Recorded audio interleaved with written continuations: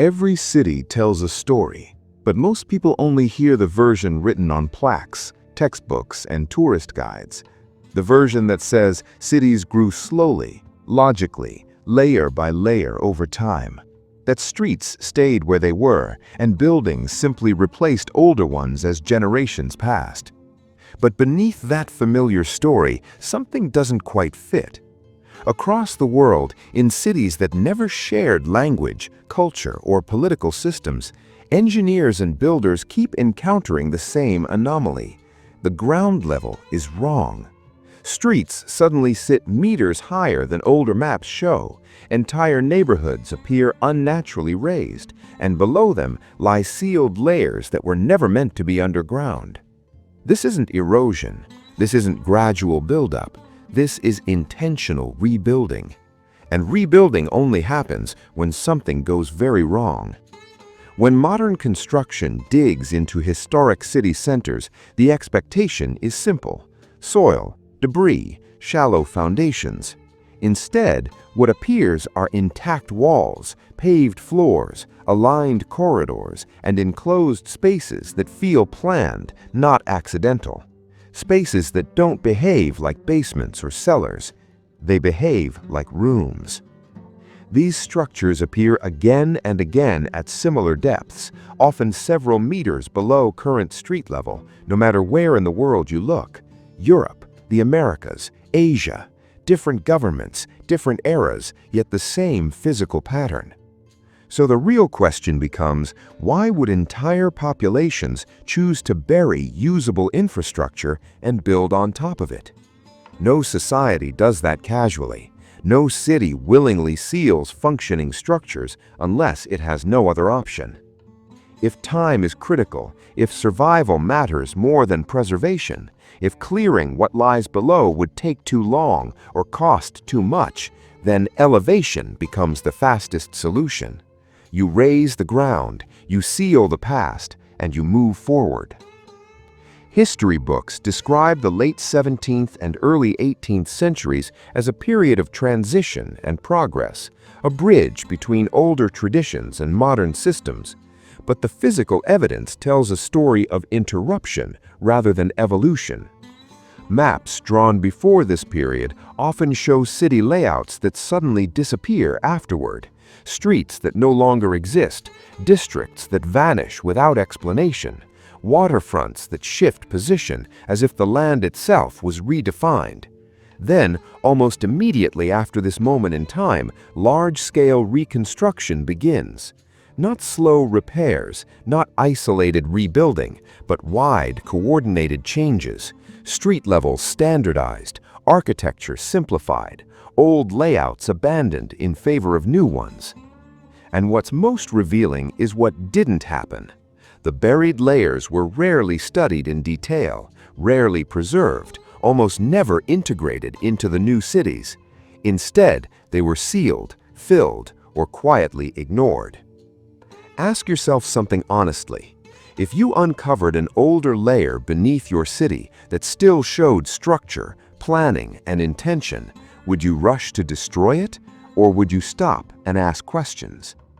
Yet again and again, the historical record shows the same response. Close it, fill it, move on. Why?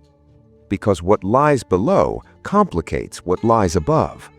As modern history began to be formalized, especially in the 19th century, something unusual happened. Subterranean discoveries became less visible, less discussed, less accessible. Access points were closed, documentation reduced, and public attention redirected. Not because these spaces were dangerous, but because they were difficult. Engineers who documented such discoveries often noted unusual precision in construction, alignment that suggested advanced planning, and systems that worked too efficiently to be accidental, drainage that managed water without flooding, ventilation that functioned without machinery, layouts that followed consistent proportions. Yet instead of redefining history to include these findings, the findings themselves vanished. When evidence threatens the timeline wins. because admitting loss is harder than celebrating progress. The idea that civilization could fall, that knowledge could disappear, that rebuilding might occur at a lower level of understanding than what existed before, challenges everything we're taught about linear advancement. So a simpler story replaces it. Cities grew, technology improved, nothing essential was lost. But the ground doesn't agree.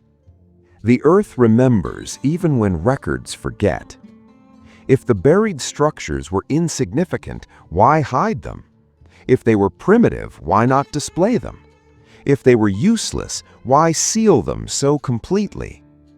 Every buried structure asks the same silent question: who built this, and why was it left behind? What we can say with certainty is this: across continents, cities show signs of sudden rebuilding, sudden elevation, and sudden abandonment of earlier layers. Not gradual decay, not slow decline, but disruption. Something happened that forced societies to move forward without fully understanding what they were leaving behind. And instead of digging deeper into the past, they chose to build higher above it. Maybe the knowledge required to restore what existed was gone.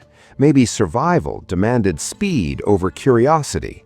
Or maybe the past itself was more complicated than the future wanted to admit. Today, we walk on sidewalks that rest on sealed chapters of history. We drive over answers that were never fully examined, and we live above stories that were buried not by time, but by choice. If progress were truly a straight line, there would be no need to hide what came before. But buried cities suggest something very different: that civilization doesn't only rise, it falls. And sometimes rebuilding means choosing not to look back. The evidence beneath our feet isn't asking us to believe in myths or legends. It's asking us to look, to question, and to stop assuming that everything important has already been discovered. Because history doesn't disappear.